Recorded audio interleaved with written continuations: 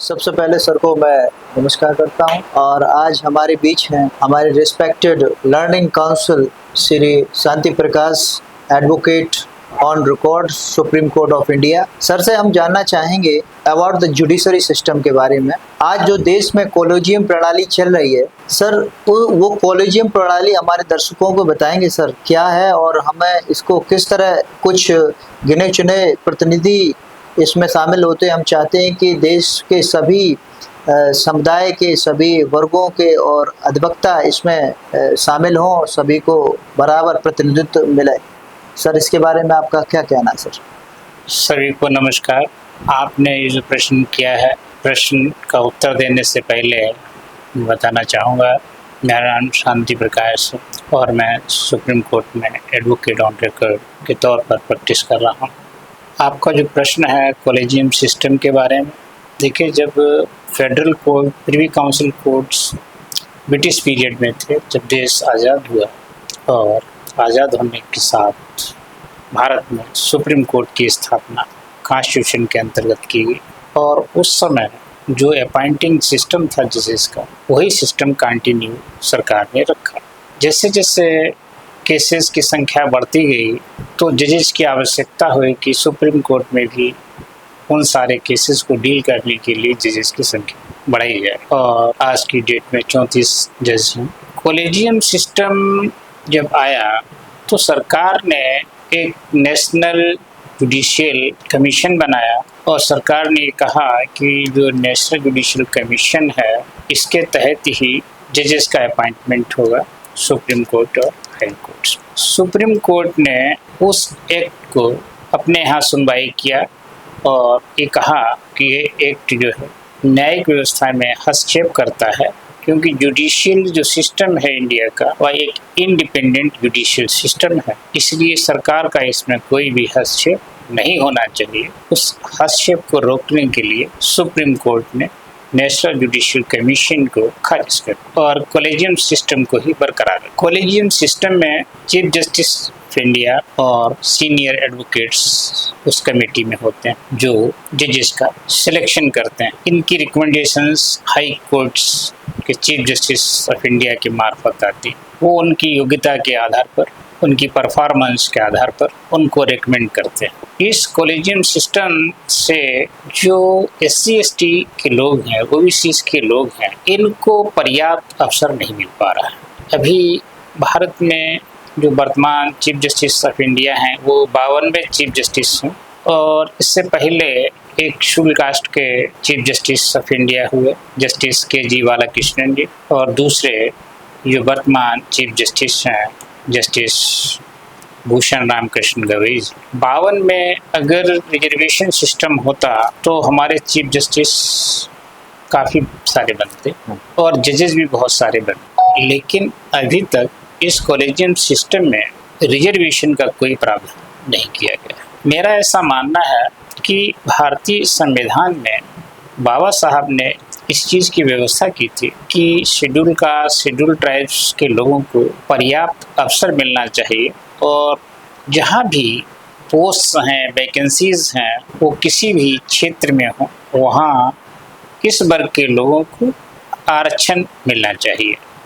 यहाँ collegium system में तर्क दिया जाता है कि आरक्षण इसलिए नहीं दिया जा रहा है कि ये एक इंडिपेंडेंट संस्था है और यह कोई सरकारी पद नहीं। इस इंटरप्रिटेशन का मैं थोड़ा सा खुलासा करना चाहूँगा कि जितने भी भारत में जजेस हैं, इनकी जो सैलरी है वह केंद्र सरकार देती है सुप्रीम कोर्ट के जजेस के लिए, और हाई कोर्ट्स जितने हैं रिस्पेक्टिव स्टेट्स में और डिस्ट्रिक्ट कोर्ट्स, इनकी सैलरी जो है वहाँ के रिस्पेक्टिव स्टेट से आता है। और इन जजेस के लिए पेंशन की भी व्यवस्था है कि रिटायरमेंट के बाद इनको पेंशन भी मिलती है। जब सरकार से इनको फंड मिल रहा है, सरकार के द्वारा सारी सहूलियतें मिल रही हैं, तो मेरा ऐसा मानना है कि यह वास्तव में एक पोस्ट है और जहाँ पोस्ट और वैकेंसीज हैं, article 335 of the constitution of India clearly says the scheduled caste and scheduled tribe people, they have the claim in the services in posts, but there is clause subject to the maintenance of efficiency in the administration or offices. तो post तो है यहाँ पर, लेकिन जहाँ तक efficiency की बात आती है, आज शेड्यूल कास्ट शेड्यूल ट्राइब्स के लोग काफ़ी इफिशिएंट हैं, काफ़ी नॉलेज रखते हैं, ज्ञान रखते हैं, और वर्तमान जो चीफ जस्टिस ऑफ इंडिया हैं इस पद तक पहुँचने इस बात को साबित करता है कि भारत में शेड्यूल कास्ट के लोगों में भी काफ़ी काबिलियत है। तो वास्तव में अगर संपूर्ण न्याय सुनिश्चित करना है, article 142 of the Constitution of India gives the complete power, whole soul power to the Supreme Court of India that they can do the complete justice in any case if they feel there is a need to do the complete justice, they can do so। तो इसलिए यहाँ पर जहाँ तक complete justice की बात आती है तो इस वर्ग के साथ ही कंप्लीट निर्णय होना चाहिए, जस्टिस होना चाहिए, और वह जस्टिस तभी संभव है जब इन लोगों को भी न्यायपालिका में उचित प्रतिनिधित्व दिया जाए। आप देखते हैं कि जो जुडिशरी में जो लोअर लेवल है, डिस्ट्रिक्ट लेवल की जो जुडिशरी, वहाँ SC STs के लिए, OBCs के लिए रिजर्वेशन का प्रावधान है, लेकिन हाई कोर्ट्स और सुप्रीम कोर्ट्स में ऐसी व्यवस्था नहीं है। तो यह व्यवस्था यहाँ भी होनी चाहिए। माध्यम कोई भी हो सकता है, चाहे कॉलेजियम सिस्टम रहे या कोई अन्य माध्यम अपनाया जाए जजेस को अपॉइंट करने के लिए, जिसमें उनकी योग्यता, उनकी परफॉर्मेंस को आधार बना करके या कोई एग्जामिनेशन सिस्टम क्रिएट करके इनका अपॉइंटमेंट होना चाहिए। जैसे UPSC एग्जाम करती है और एग्जाम्स में उनकी योग्यता को देखा जाता है, परखा जाता है, और उसके बाद उनका साक्षात्कार होता है कि वह व्यक्ति वास्तव में उसके लिए योग्य है या नहीं है, और अंत में उसका सिलेक्शन होता है। तो इस तरह की व्यवस्था हायर जुडिशरी में भी क्रिएट की जा सकती है। अगर इस तरह का सिस्टम कुछ बनाया जाए तो इस वर्ग के लोगों को उचित प्रतिनिधित्व मिल जाए और यह लोग अपनी जिम्मेदारी से जो न्यायिक व्यवस्था है उसके तहत लोगों को न्याय दे सकें। आज आप देखते हैं कि करोड़ों केसेस पेंडिंग है और एक एक मुकदमा कई कई वर्ष तक लटका रहता है। जो व्यक्ति न्याय के लिए कोर्ट के अंदर आता है वह उम्मीद करता है कि हमें समय से न्याय मिल जाए, लेकिन ऐसा भारत में नहीं हो पा रहा है। तो इस बात की आज बहुत आवश्यकता है कि ऐसा इंफ्रास्ट्रक्चर क्रिएट किया जाए। भारत में बहुत सारे अधिवक्ता जो जज बनने की योग्यता रखते हैं उनको जज बनाया जाए, अधिक से अधिक संख्या में जज बनाए जाए और उनमें इस काम का बंटवारा किया जाए, केसेस का बंटवारा किया जाए, जिससे कि भाई एक व्यक्ति जो न्याय के लिए आता है अधिक से अधिक 1, 2, 3 साल में उसको न्याय मिल जाए। भारत में ये कंज्यूमर प्रोटेक्शन एक्ट बना, एक्ट कहता है कि 6 महीने में केस का निस्तारण हो जाना चाहिए, लेकिन अभी भी जो है 10-10, 15-15 साल कंज्यूमर्स को अपने केसेस के लिए कोर्ट में जाना पड़ता है और इतने लंबे समय तक अपना समय पैसा लगाना पड़ता है। जब कानून में इस तरह की व्यवस्था है कि 6 महीने में उसका निस्तारण हो जाए, लेकिन वो नहीं हो पा रहा है, तो कानून का सही मायने में पालन कराना ये भी उच्च न्यायपालिका की जिम्मेदारी। उच्च न्यायपालिका इस बात को सुनिश्चित करे कि जो कानून के प्रावधान हैं लोगों को समय से न्याय मिले। इसी तरीके से आपने देखा होगा कि prevention of atrocities on schedule caste and schedule tribe act 1989, इसमें भी प्रावधान है कि मैक्सिमम जो है 6 महीने के अंदर केस का निस्तारण हो जाना चाहिए। लेकिन शेड्यूल कास्ट शेड्यूल ट्राइब्स के केसेस भी बहुत लंबे समय तक जो स्पेशल कोर्ट्स बनाई गई हैं उनमें लंबित रहते हैं और इस वर्ग के लोगों को न्याय समय पर नहीं मिल पाता है।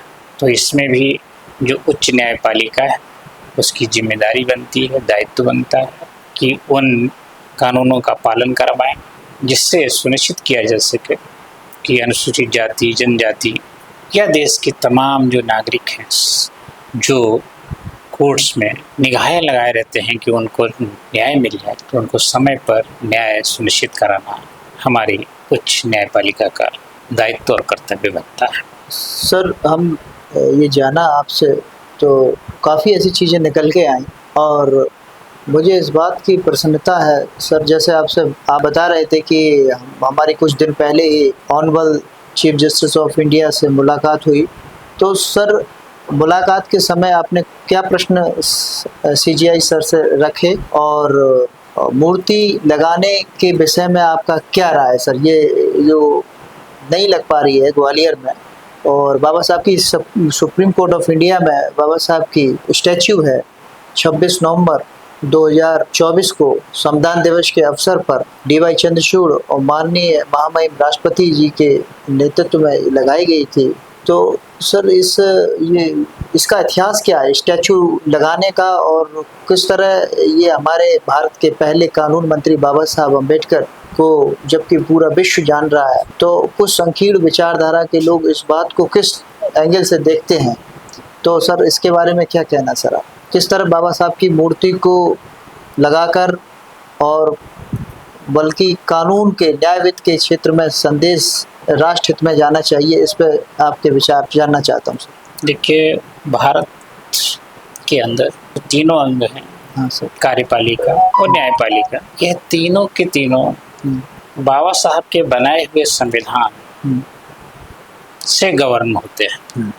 ये आप देख रहे हैं, ये जो इंडियन कॉन्स्टिट्यूशनल लॉ है, तो जो कॉन्स्टिट्यूशन बनाने में जो बाबा साहब की भूतुषार गांधी जी और कई गणमान्य लोग वहाँ पर उपस्थित थे। इसके बाद 2022 में हम लोगों ने प्रयास किया कि बाबा साहब की जयंती इस सुप्रीम कोर्ट प्रांगण में मनाई जाए। जयंती मनाने के लिए बार लॉन्च के अंदर एक प्रोग्राम रखा गया। उसमें जो वर्तमान के चीफ जस्टिस ऑफ इंडिया है, उस समय जस्टिस सुप्रीम कोर्ट थे जस्टिस भूषण राम कृष्ण गवई जी, उनको चीफ गेस्ट आमंत्रित किया गया। सुप्रीम कोर्ट बार एसोसिएशन के president senior advocate Dushyant Dave ji थे, मैं सिर्फ शांति प्रकाश मैं भी था, और गणमान्य लोग थे जिन्होंने कैंडल जला करके बाबा साहब के जन्मदिन को मनाया। और उसी दिन एक पोर्ट्रेट वहाँ बार लॉन्च के अंदर स्थापित किया गया। उस समय हम लोगों ने जस्टिस बी.आर. गवई जी से रिक्वेस्ट की कि भारत के संविधान निर्माता का इस सुप्रीम कोर्ट प्रांगण में कोई स्टैच्यू नहीं, जबकि भारत का सुप्रीम कोर्ट बाबा साहब के बनाए हुए संविधान से चल रहा है। गवई साहब ने इसमें पहल की। उस समय चीफ जस्टिस ऑफ इंडिया को रिक्वेस्ट किया, जस्टिस धनंजय चंद्रचूड़ जी थे chief justice of India. Justice Gavai साहब का इसमें बहुत बड़ा योगदान रहा। जस्टिस चंद्रचूड़ जी का भी बहुत इसमें योगदान रहा। उन्होंने गवर्नमेंट ऑफ इंडिया से इस मामले को उठाया, परसू किया, और government of India law and justice department ने इसमें राशि दी, बहुत बड़ी राशि दी कि भाई बाबा साहब की स्टैच्यू यहाँ पर लगाई जाए। और आज आप देख रहे होंगे इस सुप्रीम कोर्ट में बाबा साहब की स्टैच्यू एज ए बैरिस्टर लगी हुई है। ये अपने आप में एक अनोखी स्टैच्यू है। आप सभी जगह देखते होंगे, पार्लियामेंट से लेके हर जगह, कि बाबा साहब जो की स्टैच्यू जो है वो सिर्फ उसमें एक संविधान की किताब लिए हुए हैं, नीले कोट में है, लाल टाई है। लेकिन सुप्रीम कोर्ट में जो स्टैच्यू लगी है वह अपने आप में एक अद्भुत स्टैच्यू है। बाबा साहब एज ए बैरिस्टर की पोशाक में आपको नजर आ रहा है। तो अब हर साल 14 अप्रैल पर भारत के chief justice of India, Bharat के सुप्रीम कोर्ट के सारे जजेस, दिल्ली हाई कोर्ट के चीफ जस्टिस और हाई कोर्ट के जजेस वहाँ पर पहुँचते हैं और बाबा साहब को पुष्प अर्पित करते हैं, उनको नमन करते हैं। ये एक अच्छी प्रथा सुप्रीम कोर्ट के अंदर शुरू हुई है। हम भारत के चीफ जस्टिस ऑफ इंडिया से अनुरोध करना चाहते हैं, रिक्वेस्ट कर रहे हैं कि जैसे आपने सुप्रीम कोर्ट के अंदर बाबा साहब की स्टैच्यू को लगवाया, आप सभी हाई कोर्ट्स में बाबा साहब की स्टैच्यू लगाने का आदेश दें। यह आदेश एक प्रशासनिक आदेश हो, जो सारे हाई कोर्ट्स आपके आदेश को पालन करें और किसी प्रकार का इसमें कोई विरोधाभास न रहे। अभी जैसे देख रहे हैं कि गुजरात के अंदर इतना विरोधाभास पैदा हो गया है बाबा साहब की स्टैच्यू को, जबकि मध्य प्रदेश ग्वालियर, ग्वालियर मध्य प्रदेश के अंदर, जबकि वहाँ पर उस समय जो चीफ जस्टिस थे वहाँ के श्री सुरेश कैद जी, उन्होंने इस बात की अनुमति दे दी थी कि ग्वालियर के हाई कोर्ट के प्रांगण में बाबा साहब की स्टैचू लगाई जाए। स्टैचू जब बन के तैयार हो गई, जब दूसरे लोगों को पता चला, वहाँ के बार एसोसिएशन को पता चला, उन्होंने इसका विरोध करना शुरू।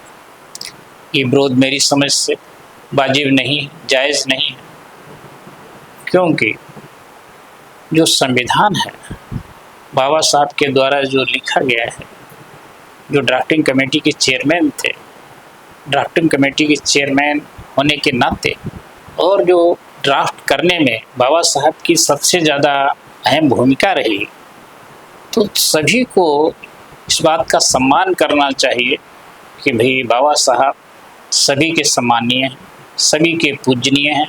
आज देश की जो तरक्की हुई है, महिलाओं को जो अवसर मिला है, वंचित लोगों को जो अवसर मिला है, वह भारतीय संविधान की बदौलत ही मिला है। तो किसी को भी बाबा साहब की प्रतिमा को लेकर के विरोध नहीं करना चाहिए, और ये स्थिति किसी जगह उत्पन्न न हो, इसलिए मैं पुनः भारत के चीफ जस्टिस ऑफ इंडिया से अनुरोध करता हूँ कि वह आदेश सभी हाई कोर्ट्स को दें कि अपने हाई कोर्ट्स के प्रांगण में वहाँ के चीफ जस्टिस इस बात को सुनिश्चित करें कि शीघ्र से शीघ्र बाबा साहब की प्रतिमा जैसे सुप्रीम कोर्ट में लगी है बैरिस्टर की पोशाक में, उसी पोशाक में बाबा साहब की प्रतिमा लगा दें। तो मैं समझता हूँ कि जो विरोधाभास उत्पन्न हो रहा है देश के अंदर, एक टकराव की स्थिति लोगों में पैदा हो रही है, वह नहीं होगी और इससे किसी को भी आपत्ति नहीं होनी चाहिए, जहाँ तक मैं समझता हूँ। बहुत बहुत सर धन्यवाद। और एक अंतिम प्रश्न और पूछना चाहेंगे हमारे सीनियर रिस्पेक्टेड ऑनरेबल एडवोकेट साहब से। सर हमें बताएंगे कि कानून के विषय में हमारे सामने बहुत सारे युवा हैं, तो क्या संदेश देना चाहेंगे ताकि वो कानून की जानकारी रखे, भारत का हर नागरिक, हर युवा, जिससे उसके अधिकार सुनिश्चित हों और अपने कर्तव्यों का राष्ट्र हित में कर्तव्य निभाएं। क्या संदेश देना चाहेंगे? बहुत बढ़िया प्रश्न किया है आपने। हाँ, कि देश का जो युवा है, युवा ही नहीं, देश का जो भी नागरिक है, न्यायपालिका में ऐसा माना जाता है, आपने कानून पढ़ा या नहीं पढ़ा, आपको कानून का ज्ञान है या नहीं, लेकिन ये माना जाता है कि आपको कानून की जानकारी है और आपको कानून का पालन करना चाहिए। हर एक नागरिक से ये अपेक्षा की जाती है कि वह कानून का पालन करके देश में एक जो लॉ एंड ऑर्डर की सिचुएशन है, जो लिटिगेशंस की सिचुएशन से राइज होती है, अगर वो अपने प्रति जागरूक रहे तो काफ़ी हद तक इसको रोका भी जा सकता है। लेकिन जहाँ न्यायपालिका या जुडिशियल सिस्टम ये मान के चलता है कि हर एक को जानकारी है, वास्तविक में ऐसा नहीं, वास्तविकता इससे काफ़ी दूर है। उसका कारण भारत के अंदर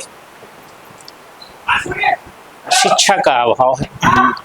आज भी जो है मेजॉरिटी में लोग अशिक्षित हैं, और जो थोड़ा सा पढ़ा लिखा तबका आगे बढ़ा है वह आज बेरोजगार है, उसको कहीं अवसर नहीं दिखाई दे रहा है। कुछ यंग बच्चे जब उनको जॉब नहीं मिल पा रहा है या उनमें अपने तरफ से ये लगन पैदा हो रही है कि भाई हमें जुडिशियल सिस्टम में इन्वॉल्व होना चाहिए, जुडिशरी की तरफ जाना चाहिए, तो बहुत सारे बच्चे आज LLB का कोर्स कर रहे हैं। कोर्स करने के बाद बहुत सारे यंग बच्चे जुडिशरी की तैयारी भी कर रहे हैं और बहुत सारे यंग बच्चे आज जज भी बन रहे हैं। लेकिन जिस तादाद में ये होने चाहिए वह अभी नहीं हो पा रहे हैं। और विशेष करके जो दलित समाज, जो अनुसूचित जाति वर्ग का समाज है, अनुसूचित जनजाति वर्ग का समाज है, OBC का समाज है, इनके जो बच्चे यंग हैं वह फर्स्ट जनरेशन एडवोकेट्स जो बच्चे LLB वगैरह करके, तो इनके लिए इस क्षेत्र में बहुत बड़ा स्ट्रगल है, संघर्ष है अपने को इस फील्ड में स्थापित करने के लिए। तो मैं इसमें ये भी दरखास्त करना चाहूँगा कि सरकार कोई ऐसी व्यवस्था करे कि इस वर्ग के जो बच्चे इस प्रोफेशन में आ रहे हैं और इनिशियल 3, 4, 5 साल उनको इस्टेब्लिश होने में समय लग रहा है, तो कोई इनको स्टाइपेंड टाइप कोई प्रोत्साहन राशि दी जाए जिससे कि वो उस पीरियड में अपने को survival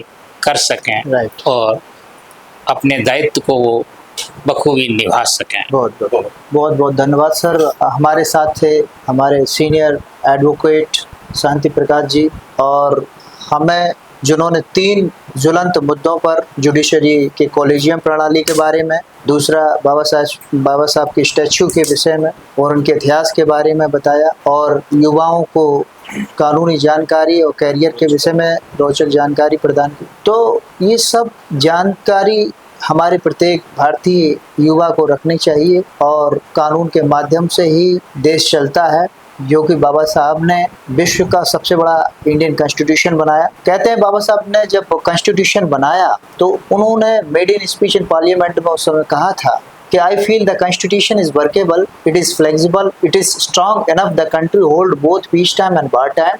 Indeed, if may things go wrong and in a constitution, the region will not be had bad constitution, but we have to say the man was vile. कि मैं ये संविधान जो भारत की जनता को सौंप रहा हूँ, ये प्रत्यक्ष व्यवहार लाने योग्य है, लचीला है, चाहे इसे शांति के दिनों में इस्तेमाल करो या युद्ध काल में, दोनों ही स्थितियों में प्रयोग रखने के लिए सक्षम है, प्रभावी है। यदि इसका सही अनुसरण नहीं हुआ तो यही कहना होगा कि गलती संविधान की नहीं बल्कि इंसानों में बशा बड़ों की है। किसी देश का संविधान अच्छे से अच्छा क्यों ना, अंततः वो गलत साबित होगा यदि इस्तेमाल में लाने वाले लोग गलत होंगे। चाहे कितना संविधान गलत हो, वह अच्छा साबित होगा इस्तेमाल में लाने वाले लोग सही होंगे। तो that is the depend on the people of that country, ये देश के लोगों पर निर्भर करता है। और जैसा कि सर ने बताया, और सर से मिलकर हमें बहुत ही प्रसन्नता हुई। हमारे सामने बहुत सारे युवा हैं और उनको कानूनी जानकारी प्रदान की। हमारे सीनियर एडवोकेट सर का मैं पुनः तहे दिल से वंदन करता हूँ और नमस्कार करता हूँ, और सर को जय भीम नमो बुद्धाय।